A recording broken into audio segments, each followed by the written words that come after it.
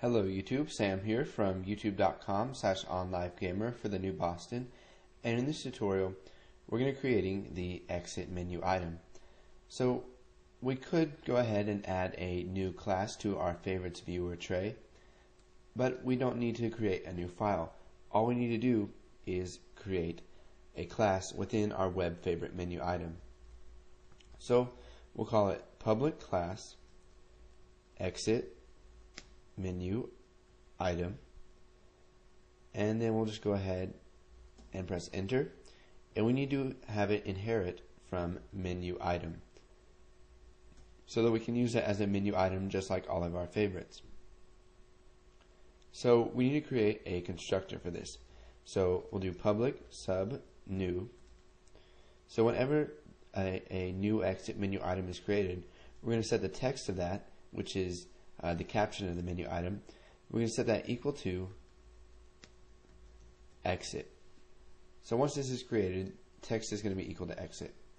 So now what we need to do is we need to access the click event of this menu item. So we'll come over here to exit menu item, and we'll open up the events for that, and we'll click on the click event. So whenever exit menu item has been clicked, we just want to type application.exit. So what this does is it uses application, which is, let's read the description here. It provides static methods and properties to manage an application, to start and stop an application, and to do other stuff. So it's going to access our application that we've created, or our .exe, and .exit. Now this is self-explanatory. It says informs all message pumps that they must terminate, and then closes all application windows after the messages have been processed. So what that means is basically if there's, let's say, a message box open, once you click OK, it's going to exit the application. So now that we've created our web favorite menu item and our exit menu item, we're going to have to add those to our notify icon. So we'll go ahead and come over here into form1.vb, and under form1 visible change, we want to go ahead and access the load event. So we can do this by just clicking form1 events, and we can scroll until we find load. So this will add the form1 load event.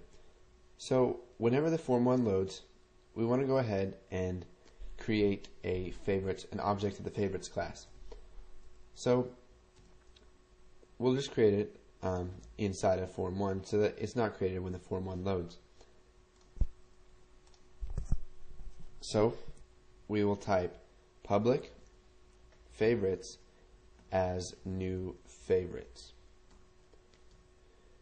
or we'll do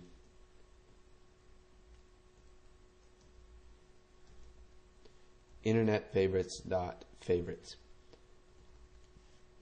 So we created an object of favorites, and what favorites does is it creates a collection of web favorite objects and stores them so that we can use them. So it reads through all your favorites, stores them in web favorite objects, and then adds those to the collection so that we can use them. So we have our web favorite here. Let's go to form1. So we have our favorite right here, so public favorites as new internet favorites.favorites, and whenever the form loads, we just want to scan the favorites. So favorites.scan favorites. And now what we need to do is create a context menu. So we'll call it object menu as new context menu. And I forgot to do this in the previous tutorial and in this tutorial, but full credit for this program goes to the writers of Beginning Microsoft Visual Basic 2008, Theron Willis and Brian Newsom. They created this great app, and I am teaching you guys how you can make it yourself. So a context menu would be like this whole menu right here, this whole file menu. So new project would be a menu item, open project would be a menu item, open file would be a menu item, and then this whole thing is a context menu. And now this isn't going to take any arguments. So go ahead, put this code in if you haven't already. If you have any questions, leave them in the comments. And then if you don't have any questions, move on to the next tutorial.